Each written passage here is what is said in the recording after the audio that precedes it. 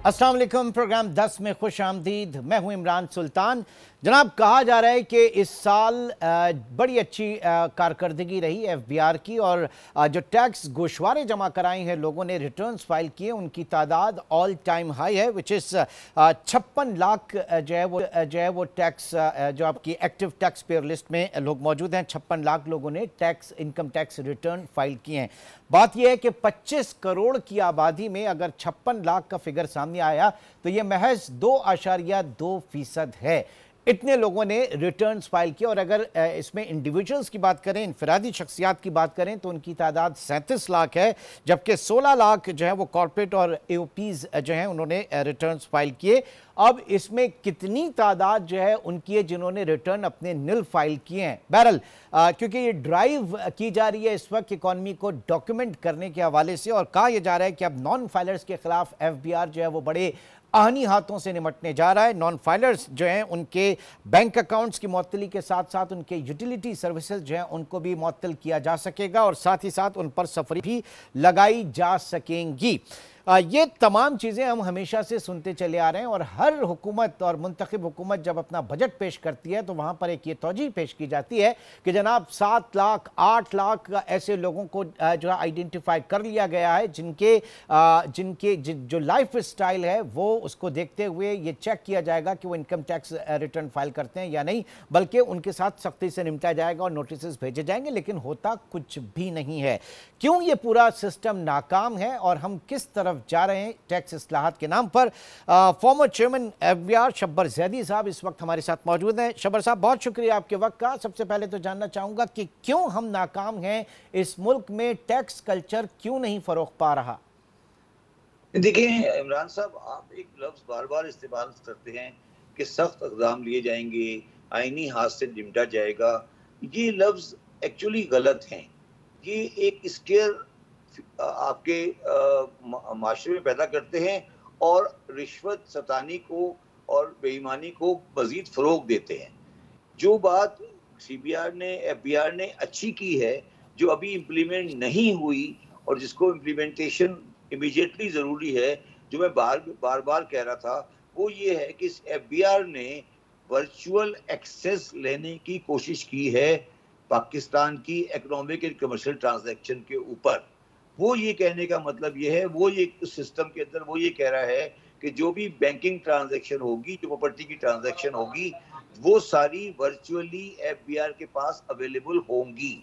ये सिस्टम अगर आ जाता है तो मैं यकीन से कहता हूँ आपकी पोजीशन दुरुस्त हो जाएगी। आप दरमियान में अगर किसी एफबीआर के इदारे को रखते हैं कि वो बंदा जाकर रजिस्ट्रेशन कराएगा या वो जाके सख्त आनी हाथ करेगा, वो कभी नहीं होता। अमेरिका में भी, यूएस के यूके में भी लोग टैक्स रिटर्न इसलिए फाइल नहीं करते कि वो ईमानदार हैं, वो इसलिए फाइल करते हैं कि उन्हें पता है कि उनका कहीं ना कहीं रिकॉर्ड एफबीआर के पास पहुंच जाएगा। हमने ये कोशिश शुरू की है और हमने इंटीग्रेशन, रियल टाइम इंटीग्रेशन के लिए रेगुलेशन कर दी है, मगर वो अभी इम्प्लीमेंट नहीं हुई। तो जब इम्प्लीमेंट होगी, जब आप एक्चुअल रियल कोई डॉक्यूमेंटेशन देखेंगे, बाकी ये सब चीजें जो हैं, बाकी जो बातें आप करते हैं कि आनी हाथ से निपटा जाएगा, ये करेंगे, नाजरा का रिकॉर्ड देखेंगे, सर ये वही ऑटोमेशन है जो हमेशा से जिसका आप तस्करा करते रहे कि जनाब नहीं, ये ऑटोमेशन नहीं है, ये ऑटोमेशन नहीं है, ये ऑटोमेशन रियल टाइम एक्सेस है। ओके, जो मैंने भी कोशिश की। रियल टाइम एक्सेस का मतलब ये है कि अगर इमरान सुल्तान का अकाउंट है, हाँ, तो एफबीआर के पास एक प्रोसीजर के तहत उस अकाउंट की ट्रांजैक्शन का रियल टाइम रिकॉर्ड आने की पॉसिबिलिटी है। अगर डिफेंस पे कोई आदमी प्रॉपर्टी की ट्रांसफर कर रहा है तो उसका डिफेंस का जो डेटा है ट्रांसफर का, वो ऑटोमेटिकली इमरान सुल्तान वो एफबीआर के पास चला जाएगा। इसको real time access of the economic transaction की कहते हैं। ओके, अगर आपने इनिशिएट करना नहीं कर सके सर, इसके ऊपर क्या रेजिस्टेंस आई, क्या हुआ? इसलिए कि इदारे कोऑपरेट नहीं करते ना, इसमें आपके साथ वो कोऑपरेट नहीं करता, जो डीएचए और हाउसिंग अथॉरिटी कोऑपरेट नहीं करती। मगर अब गवर्नमेंट ने आईएमएफ के कहने के ऊपर ये इम्प्लीमेंट किया है और वो लॉ अभी ड्राफ्ट में पड़ा है और वो आना है। अगर आप जब तक आप रियल टाइम इकोनॉमिक ट्रांजैक्शन को नहीं करेंगे, देखिए ये बिल्कुल इमरान सुल्तान साहब वो खुदा का खौफ है जो गुनाह से बचाता है। किसी आदमी का कौड़ा आपको गुनाह से नहीं बचाता। गुनाह से बचने के लिए ये खौफ होना चाहिए कि अल्लाह ताला को अज़ाब डाल सकता है मेरे ऊपर अगर मैं गुनाह करूंगा क़यामत दुनिया के बाद भी। इसी तरह टैक्सेशन सिस्टम में आपको ये खौफ होना चाहिए कि मेरा रिकॉर्ड कहीं ना कहीं निकल आएगा। तो वो जो फरिश्ते रिकॉर्ड रख रहे हैं वो फरिश्ते होने चाहिए, वो आम आदमी नहीं होना चाहिए, क्योंकि वो आम आदमी के हाथ में देंगी तो वो बेईमानी कर लेगा। अच्छा, अब ये जो बात हमेशा से हम कहते हैं कि भाई एसेट क्लास आपके एग्रीकल्चर लॉबी पूरी, आपका होलसेलर, रिटेलर और आपके साथ ही साथ रियल इस्टेट वगैरह ये टैक्स नेट के अंदर नहीं आते, और जो मुंतखब हुकूमतें हैं, पॉलिटिकल गवर्नमेंट्स जो हैं वो कॉम्प्रोमाइज़ कर जाती हैं, ये उनका पॉलिटिकल एसेट होते हैं। तो हमने एक बहुत बड़ा चेंज देखा इस केयर टेकर गवर्नमेंट में, जिस तरीके से क्रैकडाउन हुआ डॉलर माफिया के खिलाफ, होर्डिंग माफिया के खिलाफ। तो शब्बर साहब, ऐसा मुमकिन नहीं है कि इस तरह की भी कुछ चीजें हों और जो पॉलिटिकल गवर्नमेंट्स के लिए भी आसानियां हों? फिर देखिए, इनकी ताकत मैं उस वक्त मानूंगा, मैं छोड़कर आया था जब मेरा रिटेलर और होलसेलर से मेरा रिकन्सिलिएशन नहीं हो सका था। मैं इनकी ताकत को उस वक्त समझूंगा जब ये होलसेलर रिटेलर से को रजिस्टर करा सकेंगे। बाकी सब बेकार की बातें हैं कि जी हमने कोई क्रैक डाउन किया। कौन सा क्रैक डाउन उन्होंने किया अभी तक? मुझे बता दें, कोई रिटेलर होलसेलर रजिस्टर हुआ है तो मुझे समझा बता दें, कोई हुआ है तो। नहीं तो फिर तो ये तो सर फिर सिलसिला ऐसे ही चलता रहेगा। सियासी जमातें जो हैं वो उनका तो कीमती असासा, ये वोट बैंक है सारे लोग। नहीं तो मैं ये पूछ रहा हूँ ना कि केयर टेकर ने रिटेलर होलसेलर के ऊपर क्रैकडाउन कहाँ किया है? मुझे नहीं किया। मैं तो कह रहा हूँ उनका क्रैकडाउन तो डॉलर माफिया के खिलाफ, ये होलसेलर रिटेलर की बात नहीं कर रहा। मैं तो चाहूंगा कि ऐसी कोई चीज हो जो इन लोगों को भी टैक्स ब्रैकेट के अंदर लेकर आए, टैक्स नेट के अंदर लेकर आए। मैं तो ये बात कह रहा हूँ। मैं ये कह रहा हूँ ना कि भाई ये कोई करेगा तो फिर ही तो पाकिस्तान सही होगा। ये तो मुझे अफसोस इस बात का है कि ये नहीं हुआ ना। एक्सचेंज कंपनी में हो क्या, मगर यहाँ पे ये नहीं हो सका ना। मैं ये कह रहा हूँ कि रिटेलर होलसेलर का क्रैकडाउन नहीं हुआ, कॉर्पोरेट ट्रांजैक्शन का क्रैकडाउन नहीं हुआ ना। गवर्नमेंट ने नहीं किया। मैं कह रहा हूँ मतलब केयर टेकर में SIFC वगैरह के साथ भी, चीजों के साथ भी, मिलिट्री की सपोर्ट के साथ भी ये काम नहीं हो सका ना। इसकी वजह इमरान ये है कि एक्सचेंज कंपनी के साथ डील करते हैं सिर्फ 30-40 लाख आदमी, 2-2.5 लाख 3 लाख आदमी। ये बाजारों के जो माफिया हैं ये बहुत स्ट्रॉन्ग है। ये स्मगलिंग से डील कर, इनका बहुत बड़ा नेटवर्क है। ये अफगान ट्रांजिट में डील करते हैं, ये स्मगलिंग में डील करते हैं, ये जाली चीजों में काम करते हैं, और ये बहुत रिच लोग हैं। इनके साथ हाथ डालना आसान नहीं है। यही तो सारा टेस्ट है। ये इसी टेस्ट में हम नाकाम हुए हैं। अब ये टेस्ट जो पास कर लेगा। नहीं तो अब ये एक्सचेंज कंपनीज वाले मामला तो बेहतर हो गए ना आपकी नजर में कि नहीं हुए? नहीं, एक्सचेंज कंपनी वाले मामला तो इसलिए बेहतर हुए ना कि एक्सचेंज कंपनी को आपने उनका कैपिटल बेस बढ़ा दिया और आपने अफगान ट्रांजिट को सीधा कर दिया, आपने पेशावर में जाली एक्सचेंज कंपनी को बंद कर दिया। ठीक हो गया मामला। अब इसी तरह आप जाके क्रैकडाउन करें ना बाजारों में। क्यों नहीं करते बाजारों में क्रैकडाउन? जो दुकानें रजिस्टर क्यों नहीं होती? बड़ी दुकानें रजिस्टर क्यों नहीं होती? सर मैं यही जानना चाह रहा हूँ, कौन करेगा? क्योंकि सियासी जमातें तो नहीं कर सकती, ये काम नहीं करना चाहती। मैंने आपको कहा ना कि जब आप रियल टाइम एक्सेस दे देंगे तो वो जो पैसे कमा रहा है, जो दुकान से पैसे कमा रहा है, उसको जाके उसने कहाँ रखना है? जमीन पे तो नहीं काटना ना। उसने जाके उसका प्लॉट ही खरीदना है ना। जब वो प्लॉट खरीदने जाएगा या बैंक में जमा करेगा, वहां से पकड़ा जाएगा। अच्छा, तो तरीके ये वर्चुअल एक्सेस आप कब तक समझ रहे हैं, कब तक इंप्लीमेंट हो जाएगा? ये काम होने तो जा रहा है, चलें कब तक होगा? देखिए, मैं तो ये समझता हूँ कि वर्चुअल एक्सेस सियासी गवर्नमेंट आके खत्म कर देगी। खत्म कर देगी जी। देखिए, अगर वर्चुअल एक्सेस तो इतनी बड़ी चीज है, अगर वर्चुअल एक्सेस आ गई तो समझ ले पाकिस्तानी तो सही हो जाएंगे ना। वर्चुअल एक्सेस अब शब्बर जैदी क्या कहना चाहेंगे कि फिर जो सियासी हुकूमतें, मुंतखब हुकूमतें, वो पाकिस्तान को आगे लेकर जाएंगी या पीछे लेकर जाएंगी? यार, जो नॉमिनेशन पेपर फाइल हुए हैं, हाँ, इनमें कोई नई शक्ल नजर आई है तुम्हें? बिल्कुल भी नहीं।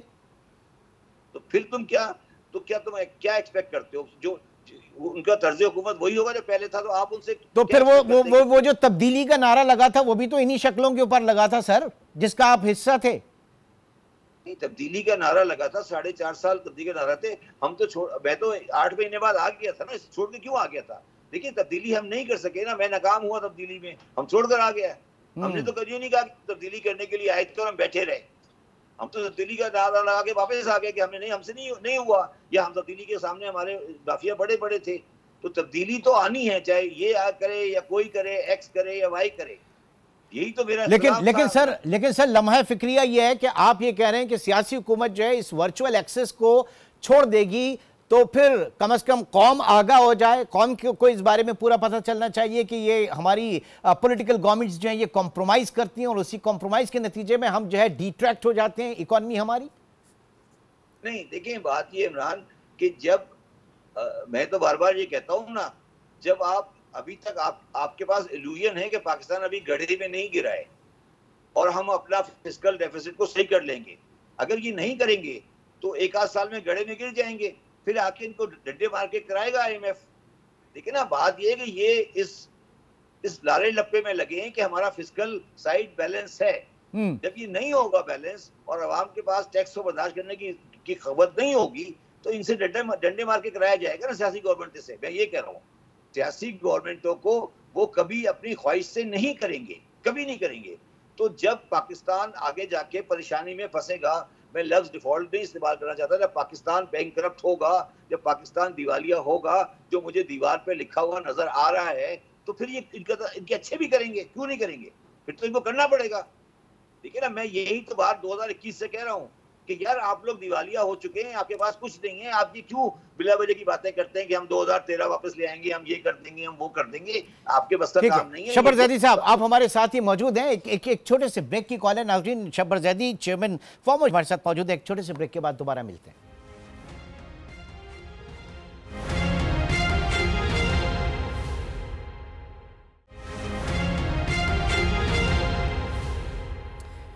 Welcome back. शब्बर जैदी साहब, अब ये फरमाइए कि आगे आने वाली मुंतखब हुकूमत के लिए जो सबसे बड़ा चैलेंज होगा, क्योंकि आप अगेन जो टोटल FBR का इस वक्त अब देख लें कि निसार वो रिग्रेसिव टैक्सेशन के ऊपर है, इनडायरेक्ट टैक्सेस के ऊपर है, वो हुकूमत भी कुछ नहीं कर पाएगी। तो मैं ये जानना चाह रहा हूँ कि जब सारी चीजें फिर IMF ने करानी है और डंडे के जोर पे करानी है, तो फिर क्या फायदा इन तमाम हुकूमतों का, इन सारे लोगों का? ये बात तो इमरान मैं पिछले 6 महीने से कह रहा हूँ, तो आपके ख्याल में मुझे कोई फायदा नजर आ रहा है? मैं तो बड़ा क्लियर हूँ, मैं तो ये मेरी बात बड़े अरसे से मैं कह रहा हूँ कि बेकार की बातें हैं। ठीक है आप मैं ये तो नहीं कहता कि आप मार्शल लगा दें, अगर मैं तो बड़े अरसे से कह रहा हूँ, जब आपके पास 7,500 8,000 बिलियन का इंटरेस्ट कॉस्ट है और आपकी टोटल रेवेन्यू जो है वो 10,000 से कम है, तो आप कौन से मुल्क में बैठे यार? क्या बात कर रहे हैं आप पाकिस्तान के फिस्कल अकाउंट की? आप ये कह रहे हो कि पाकिस्तान का interest servicing, debt servicing 8,000 billion है और टोटल टैक्स कलेक्शन 10,000 बिलियन है, कैसे चलेगा मुल्क? ये बात कोई आके बोले कि नहीं चल रहा, जब होगी ना बात, वो सारा दिन तो ये कहते रहते हैं कि उसने ये किया, मैंने ये किया, उसने ये किया, मैंने ये किया।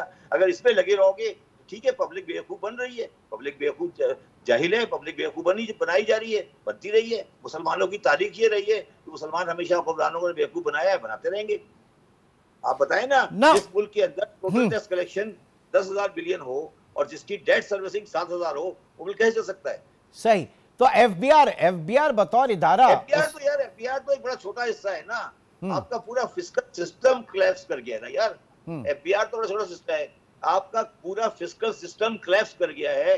आपके पास फिस्कल सिस्टम में खाने को रोटी नहीं है यार। एक जमाने में फौजी खर्चा ज्यादा होता था, इंटरेस्ट कम होता था। आज फौज का खर्चा 1,800 बिलियन है और डेट सर्विसिंग 7,000 बिलियन है, 8,000 बिलियन है। तो कौन सी फिस्कल, ये कौन सी गवर्नमेंट है भाई? ये तो जो फिस्कल ऑपरेशंस हैं, फिस्कल साइड पे जो हमारे इकोनॉमिक मैनेजर्स हैं, ये सारे ये तो बड़ी एक रोजी पिक्चर दिखाते हैं कि we are on right track. State bank जो है वो बड़ी अच्छी, जनाब इन्फ्लेशन अभी जरूर है, बट ये कि शरह सूद बढ़ाने से वो कर्टेल हो जाएगा। आगे आपका जो है वो एक अच्छा है, स्टॉक मार्केट आपकी बड़ी अच्छी जा रही है, एक फ्यूचर एंटिसिपेशन के ऊपर। ये सारी चीजें क्या हैं फिर? यार कभी इन चीजों को मैंने अप्रिशिएट किया है? आपने मेरी जबान से कभी सुना है कि हालात अच्छे हैं, बड़े अच्छे हालात, स्टॉक मार्केट अच्छी जा रही है? मैं ये अर्ज करने की कोशिश कर रहा हूँ कि पाकिस्तान फिस्कल साइड पे कोलैप्स कर चुका है। अब ये फिस्कल साइड पे कोलैप्स करके अब पाकिस्तान, देखिए अभी अर्जेंटीना में नया सदर आया है, उसने आते ही पहले क्या कहा, यार आपका मुल्क तबाह हो चुका है, मुझे आपको ये आपसे चाहिए। और ये हमें करना है। अब ये जो सियासतदान आ रहे हैं ये कह के आए ना, अब ये तो बेचारे पता नहीं किस तरह आ रहे हैं, इनको तो अलिफ बे भी नहीं समझ आ रही कि आगे क्या है। ये अभी 8 महीने गवर्नमेंट करके गए, इन्हें पता नहीं है क्या है हालात। हाँ। तो ये बदकिस्मती ये है कि कोई डिस्कोर्स नहीं हो पा रही है उस चीज पे जो पाकिस्तान से बड़ा मसला है। ठीक है ना, आपने मुझे बताया जो मैं और आप बात कर रहे हैं, ये बात कोई सियासी लीडर तो कभी भी ये बातें नहीं होती। फिर ये जो अभी सियासी नारे लग रहे हैं कि जनाब वो 300 यूनिट जो है वो बिजली फ्री देंगे और इतनी नौकरियां देंगे और इतना ये सब कुछ होगा, ये जो पार्टी मैनिफेस्टो आ रहा है, ये सब क्या आवाम को बेवकूफ बना रहे हैं? यार मैनिफेस्टो छोड़ दो यार, बेकार की बातें छोड़ दो इसको। पहले भी मैनिफेस्टो आते हैं, इनमें क्या होता है? मैं आपसे मैं तो रिस्पेक्ट की बात कर रहा हूँ। 7,500 बिलियन का। चले जी, अल्लाह खैर करेगा इंशाल्लाह। देखते हैं आगे क्या होता है सियासी जमातें। और फिर जो बहुत अच्छी चीज़ शब्बर साहब ने इस वक्त बताई कि जो वर्चुअल एक्सेस जिसके ऊपर एफबीआर काम कर रहा है, ये अगर आ गया तो इस मुल्क की काया पलट जाएगी। बट उनका ये भी खदशा है कि जनाब हमारी सियासी हुकूमतें जो हैं इस चीज़ को वाइंड अप कर देंगी। बहुत बहुत शुक्रिया Shabbar Zaidi, former chairman FBR हमारे साथ मौजूद थे। नाज़रीन एक छोटा सा ब्रेक, और ब्रेक के बाद जरा हम जाएंगे मनी मार्केट और वहाँ पर हम देखेंगे स्पेशली कि डॉलर की मूवमेंट 2023 किस तरह से देखी गई हमारी ओपन मार्केट में। एक छोटे से ब्रेक के बाद दोबारा मिलते हैं।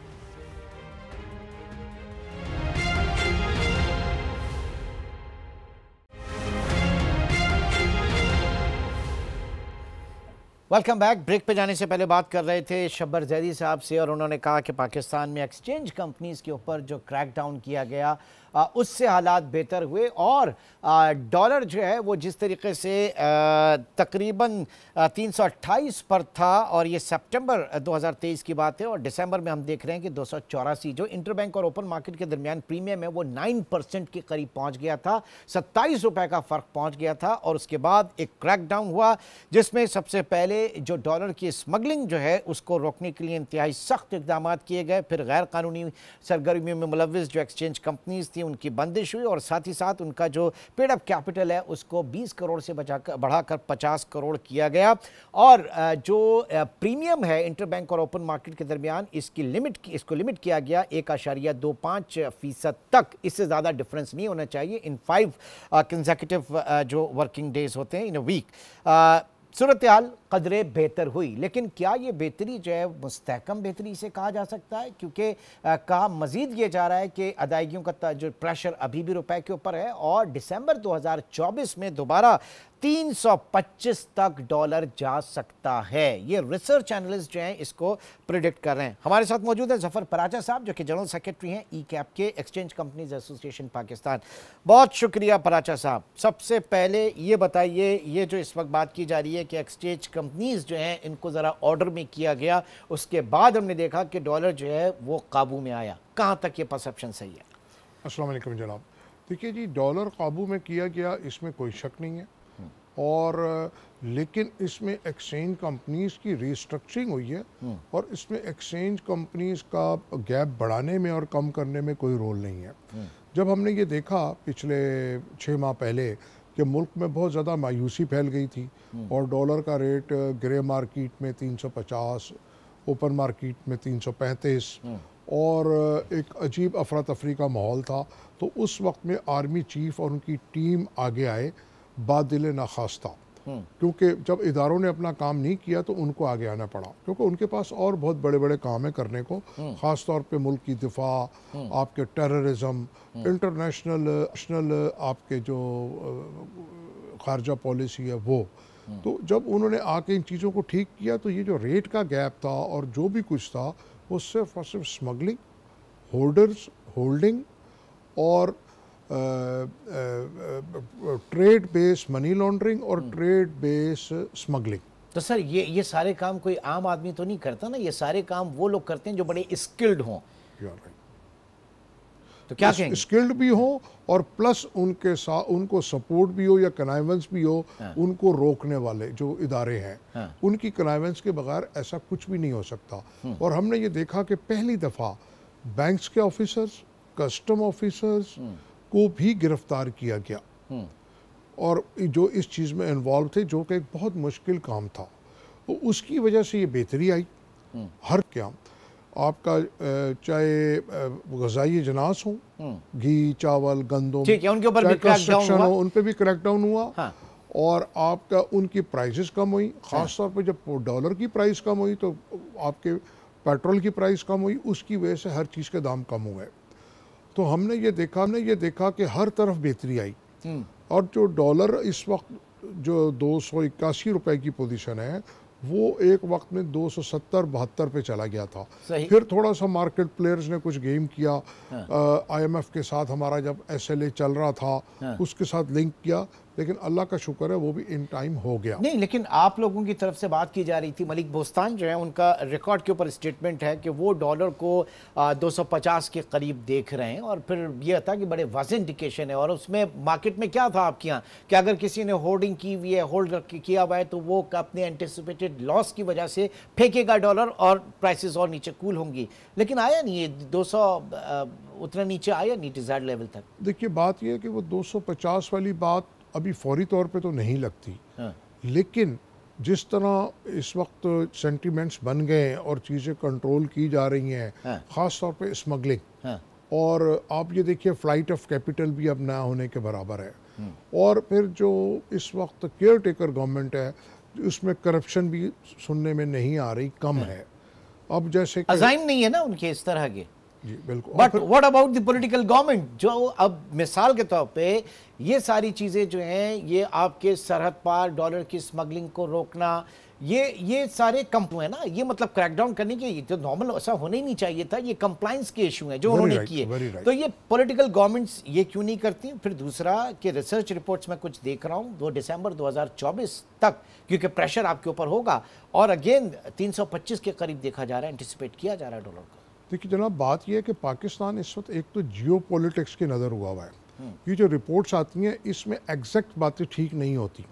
ये जो बाहर के ममालिक हैं उनका भी अपना इंटरेस्ट होता है पाकिस्तान के साथ उसको कहीं ना कहीं मैनूवरिंग करने का, लेकिन या आपके अपने लोकल जो वो हैं रिसर्च ब्रोकरेज हाउसेस वगैरह, उनकी रिपोर्ट वो base on international reports, base on वही है। ठीक है। तो मैं ये समझता हूँ कि जैसे कंट्रोल्स हमारे जा रहे हैं, एडमिनिस्ट्रेटिव मेजर्स, अगर ये आगे जारी रहे, आने वाली हुकूमत ने भी, और कोई वजह नहीं है कि वो जारी ना रखें, क्योंकि उसके बगैर कोई हल नहीं है, कोई चारा उनका तो काम आसान हो गया ना, उनके लिए तो काम आसान हो गया है। जैसे अभी शब्बर जैदी साहब फरमा रहे थे कि इसके अलावा कोई हल नहीं है हमारे पास, कि अभी करें या 2 साल बाद करें, 2 साल बाद इससे बुरे हालात में होंगे। नहीं तो जो भी पाकिस्तान में रिफॉर्म आएगा वो IMF और मल्टीलैटरल जो आपके डोनर्स हैं उन्हीं के कहने के ऊपर आएगा, उन्हीं के डंडे के ऊपर आएगा, तो फिर फायदा क्या हमारे यहाँ पे पॉलिटिकल गवर्नमेंट्स का? You are very right.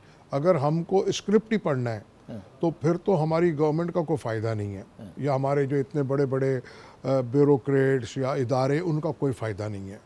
लेकिन बात यह, अभी वर्ल्ड बैंक की इसके साथ साथ एक रिपोर्ट और भी आई है कि हमारे यहाँ जो भी कानून साजी होती है उसमें उनका पर्सनल इंटरेस्ट शामिल होता है, यानी कि अपने ज़ाती मफाद के लिए बनाई जाती हैं। तो ज़ाहिर है फिर वो तो जो आप बात कह रहे हैं या मैं कह रहा हूँ कि इदारे अपना काम करते ही नहीं, उस कानून के अंदर जब वो रास्ता रखते हैं लीकेजेस का, ये जो आपके जो भी इस वक्त मुल्क में हालात बने हुए हैं, वो अगर लॉ इन्फोर्समेंट वाले अगर इस्टेब्लिशमेंट के कहने में पकड़ लें तो कोर्ट छोड़ देती है।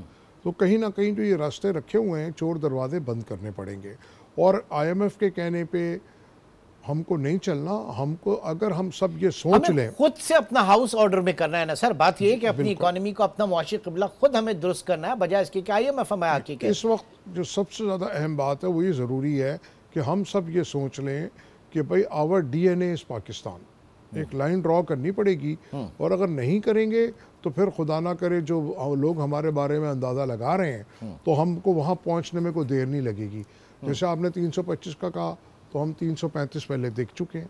हालात के अंदर बहुत मेहनत करके यहाँ पे आए हैं। सही। और तो ऐसे क्या कॉन्क्रीट आप स्टेप समझ रहे हैं कि आगे चलकर बेहतरी हो सकती है, जो एडमिनिस्ट्रेटिव पॉइंट ऑफ व्यू से भी, और ज़ाहिर है कि फिर उसमें एक जो सेंटिमेंट है वो बहुत ज़्यादा वो करता है? देखिए जनाब, जैसे SIFC है और दीगर चीज़ें हैं, इनकी कंटिन्यूशन रहनी चाहिए। डॉलर इनफ्लो आए, फॉरेन इन्वेस्टमेंट आए पाकिस्तान में, एडमिनिस्ट्रेटिव मेजर्स जारी रहने चाहिए। आप देखिए स्टॉक एक्सचेंज ने शानदार कारकर्दगी दिखाई है, हिस्ट्री का रिकॉर्ड बनाया है, तो उसके अंदर कोई स्टॉक एक्सचेंज का इतना कमाल नहीं है जितना एडमिनिस्ट्रेटिव मेजर्स का है। वहाँ पे जो मैनिपुलेटर्स स्पेकुलेटर्स थे उनको भी कंट्रोल किया गया। Sir with due apology, stock exchange अगर आपका इंडेक्स बढ़ा है ऑल टाइम तो उसमें जरा उठा के देखें, जिस मुल्क में 22-23% इंटरेस्ट रेट है, तो बैंक्स प्रॉफिट अपने प्रॉफिट इनकम के ऊपर जो है अपना मुनाफा कमा रहे हैं, वही 22% आपकी इकोनॉमी को तबाह बर्बाद कर रहा है। इसी तरीके से अगर oil and gas sector internationally oil prices के ऊपर, उनके बढ़ने के ऊपर इन्वेंट्री गेन्स के चक्कर में इंडेक्स को ऊपर लेकर जा रहा है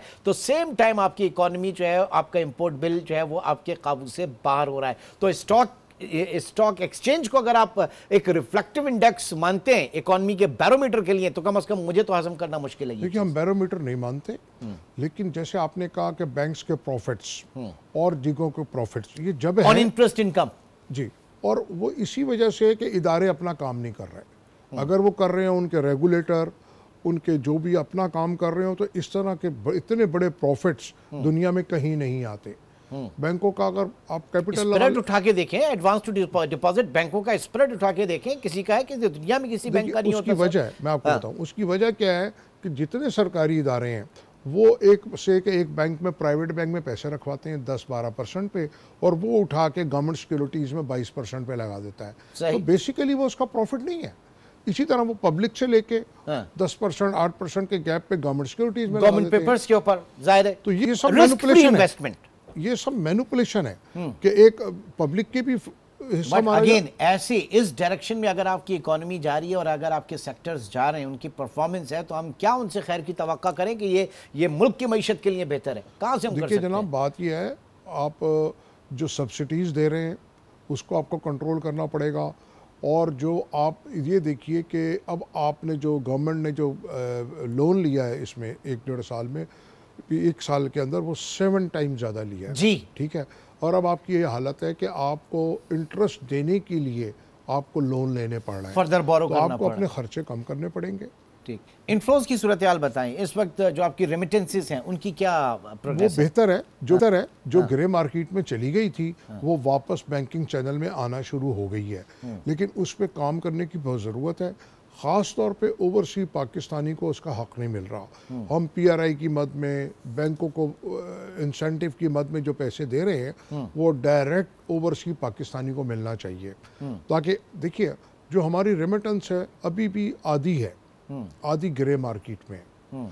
अगर हम उसको जो ये 15 रुपए 20 रुपए पर डॉलर हम बैंक्स को या मनी ट्रांसफ़र कंपनीज को देते हैं या एक्सचेंज कंपनी को देते हैं, किसी को ना दें, आप ओवरसी पाकिस्तानी को दें, रेमिटर को दें, तो आप देखेंगे कि बहुत तेज़ी से आपकी रेमिटेंस बढ़ेगी। ये जो आप चीज़ें दे रहे हैं, सब्सिडीज दे रहे हैं, एक दफ़ा ये नहीं मेरे ख्याल से इनिशिएट किया था ना PRI ने, वो कितना था, $1000 के ऊपर था, 20 दिरहम या रियाल इस टाइप का था, बैंक के लिए था ना, 20 रियाल से 30 रियाल कर दिया। सही तो बजाय भाई जिसको देना लेकिन फिर उन्होंने किया ये था कि जनाब 1000 की जगह वो पैकेट्स बना दिए थे, उसको ब्रेक करके, ये बड़ा स्कैम हुआ था जी, उसके ऊपर भी कुछ नहीं हुआ, रेगुलेटर ने उनको कुछ नहीं कहा। तो इसी तरह आपको अगर ये चीज़ें ठीक करनी है, फिर इसी तरह एक्सपोर्ट जो रिबेट है ये एक बड़ी ख़तरनाक चीज़ है। क्यों?